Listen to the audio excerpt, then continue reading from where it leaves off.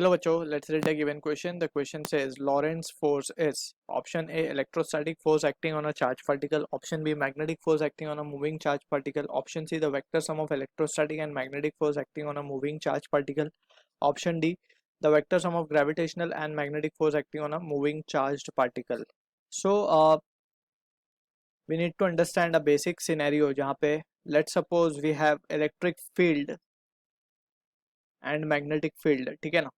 So we know के electric field में अगर एक स्टैटिक चार्ज को रखा जाए so it will experience a force in the direction of electric field अगर चार्ज पॉजिटिव है तो, और अगर चार्ज नेगेटिव है तो it will experience a force that is electric force in the direction opposite to that of electric field, right.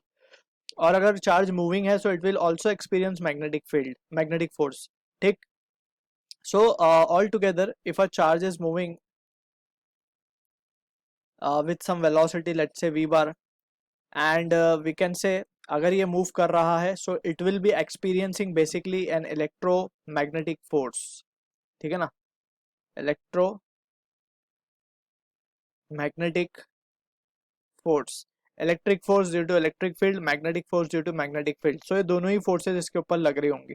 So ये दोनों forces का जो कॉम्बिनेशन है, ठीक है, दोनों फोर्सेस का जो कॉम्बिनेशन है बेसिकली इसी को हम क्या कहते हैं, लॉरेंट्ज फोर्स, ठीक. सो लॉरेंट फोर्स की अगर पहले सबसे पहले हम बात कर लेते हैं कि इलेक्ट्रिक फील्ड की वजह से जो फोर्स आती है उसका क्या फॉर्मूला होता है. तो F E can be written as Q into E bar, ठीक है. यहाँ पे हम देख सकते हैं कि इलेक्ट्रिक फील्ड का डायरेक्शन, इलेक्ट्रिक फोर्स का डायरेक्शन वही होता है जो इलेक्ट्रिक फील्ड का डायरेक्शन होता है. अगर चार्ज पॉजिटिव है तो it will be in the same direction, opposite अगर नेगेटिव है तो force will be in the opposite direction, right. So ये हो गई बात इलेक्ट्रिक फील्ड की.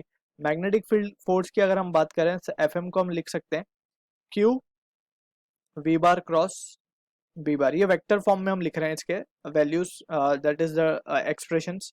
सो मैग्नेटिक फोर्स का ये एक्सप्रेशन होता है v is the velocity vector of the charge and b is the magnetic field in which it is moving, ठीक है. सो यहाँ पे v क्रॉस b को हम ले सकते हैं, that is the cross product से हमें फोर्स का डायरेक्शन मिल जाएगा. Alright. So this are the two forces acting on the particle. अगर हम इन दोनों का वेक्टर सम ले लेते हैं, यानी कि ये दोनों वेक्टर फॉर्म में ही हैं अभी, ऑलराइट, और अगर हम इनका सम ले लें so we will have net force जिसे हम कहते हैं लॉरेंट्स फोर्स. एल एफ लिख रहा हूं मैं यहाँ पे, दैट इज लॉरेंट्स फोर्स. ये क्या हो जाएगा, F E bar plus F M बार, ठीक.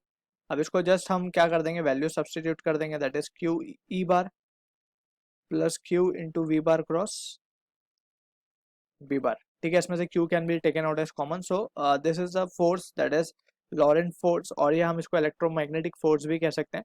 सो this is the answer to the question. अगर हम ऑप्शन देखें so electrostatic force charge acting on the charge particle, so just it is incorrect. Just यही नहीं होता है, it is a combination of electric and magnetic both. So हमारा option जो C होगा that is the answer to the question. I hope you understood the solution. All the best.